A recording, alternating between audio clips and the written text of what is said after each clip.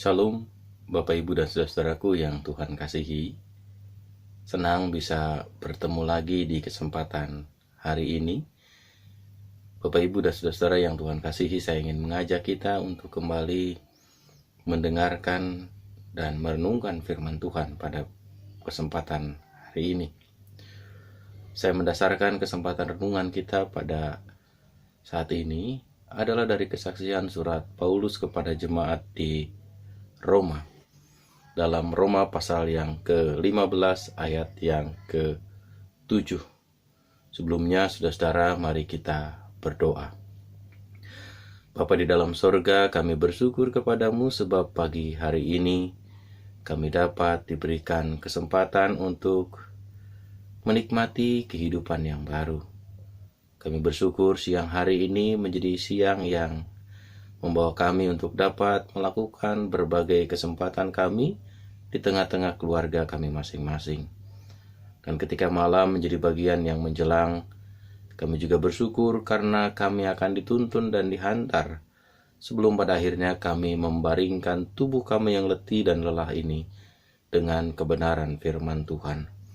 Biarlah firman Tuhan yang akan menghantar kami berbaring pada kesempatan hari ini atau malam hari ini, kiranya itu juga boleh semakin meneguhkan dan menguatkan kami satu dengan yang lain. Terlebih di tengah situasi dan kondisi yang ada. Kami percaya kiranya oleh kebenaran firman Tuhan, kami dapat saling diteguhkan dan dikuatkan satu sama lain. Bersabdalah ya Bapa, kami siap mendengarkan. Dalam nama Tuhan Yesus Kristus kami berdoa kepada Bapa di sorga. Amin. Bapak, Ibu, dan saudara-saudara yang Tuhan kasihi, kembali saya mengajak kita untuk mendengarkan firman Tuhan dari kesaksian Roma pasal 15 ayat yang ke-7. Sebab itu terimalah satu akan yang lain, sama seperti Kristus juga telah menerima kita untuk kemuliaan Allah. Demikianlah sabda Tuhan yang menyapa kita saat ini. Bapak-bapak dan ibu-ibu yang Tuhan kasihi, jika melihat deretan bagian belakang saya, Bapak Ibu akan melihat ada beberapa tumpukan buku, 2 baris buku di bagian belakang saya, dan salah satu buku dari tumpukan-tumpukan itu telah saya ambil. Ini dia, Men Are From Mars, Women Are From Venus, karya John Gray. Bapak, Ibu, dan saudara-saudara, John Gray menuliskan bahwa laki-laki itu dari Mars, perempuan itu dari Venus. Tempat yang berbeda, asal yang berbeda. Dalam buku itu John Gray mau mengatakan laki-laki dan perempuan itu memang berbeda. Dan saya sepakat dengan itu semua. Bahwa laki-laki dan perempuan memang berbeda. Dari jenis kelamin, laki-laki dan perempuan berbeda. Itu yang menjadi salah satu butir kesepakatan yang ingin saya katakan. Bahwa laki-laki dan perempuan berbeda. Dalam karya penciptaan, laki-laki dan perempuan juga diciptakan dari benda yang berbeda. Dari wujud yang berbeda. Laki-laki dikatakan dalam Kejadian diciptakan dari debu tanah atau Adama. Sementara perempuan diciptakan dari tulang rusuk. Ada benda yang berbeda. Ada elemen yang berbeda ketika Allah menciptakan laki-laki dan perempuan. Namun kemudian pertanyaan untuk kita renungkan, Bapak, Ibu, dan saudara-saudara adalah, apa yang harus menjadi dasar kita?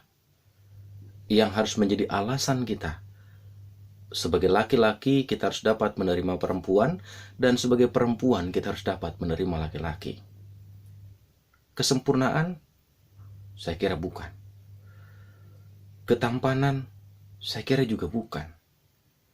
Lalu apa yang harus menjadi alasan kita atau dasar kita menerima baik laki-laki ataupun perempuan? Maka Bapak, Ibu, dan saudara-saudara yang Tuhan kasihi, kita punya satu alasan yang sangat mendasar.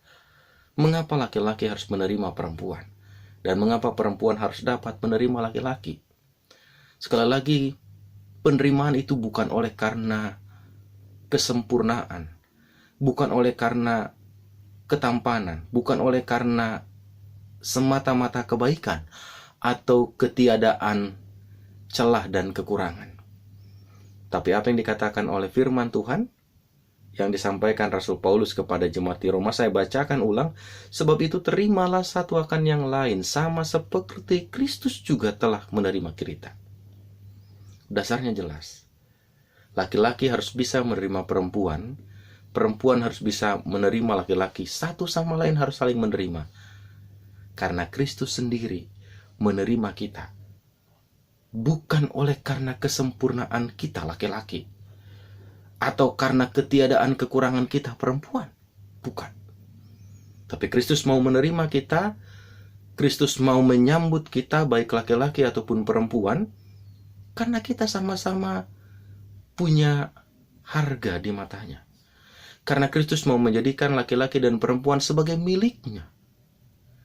Kristus mau menjadikan laki-laki dan perempuan sebagai milik pusaka yang berarti dan berharga.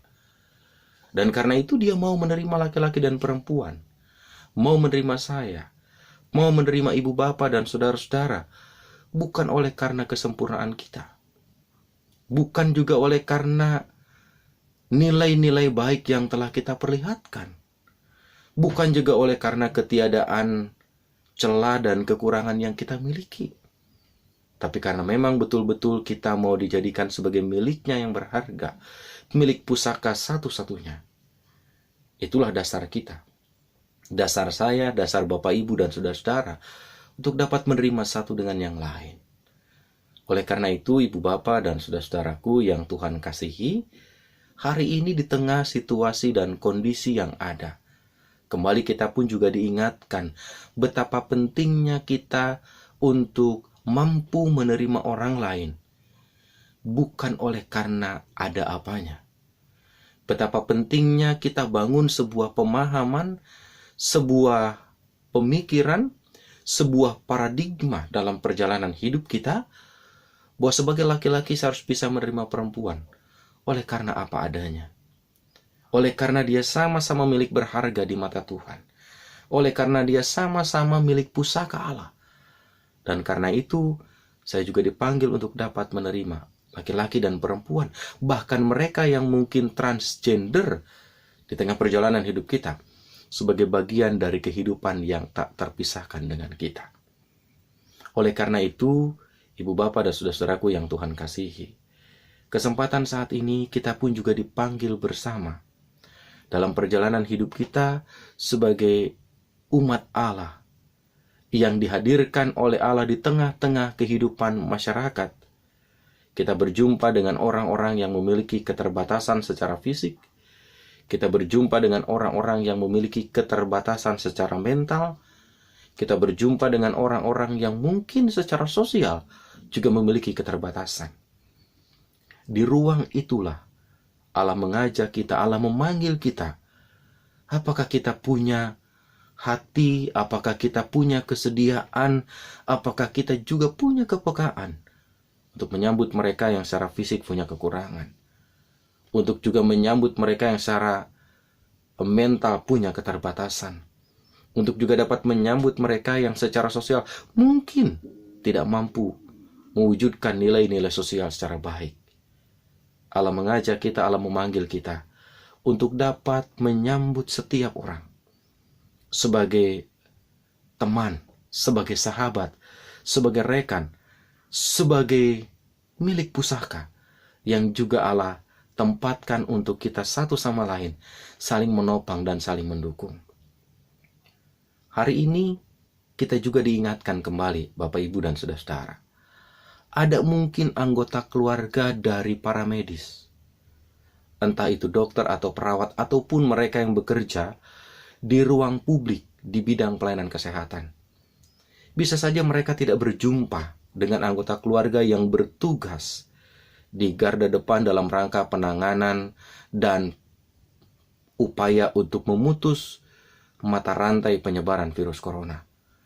Oleh karena mereka ditugaskan di tempat yang khusus dalam rangka merawat pasien dalam pengawasan, merawat orang-orang yang memang diduga memiliki atau terpapar virus corona, sehingga mereka tidak diizinkan pulang berjumpa dengan keluarga.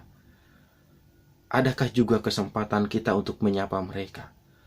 Adakah kesempatan kita juga untuk tetap memelihara hubungan baik dengan mereka?